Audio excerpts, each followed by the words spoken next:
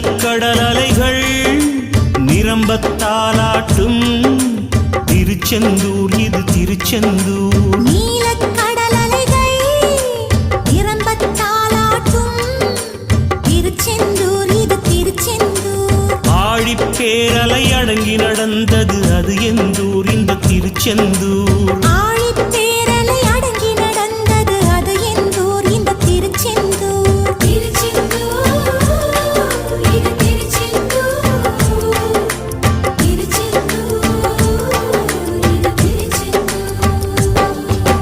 நீலக்கடல் அலைகள் நிரம்பத்தாலாட்டும் திருச்செந்தூர் இது திருச்செந்தூர்.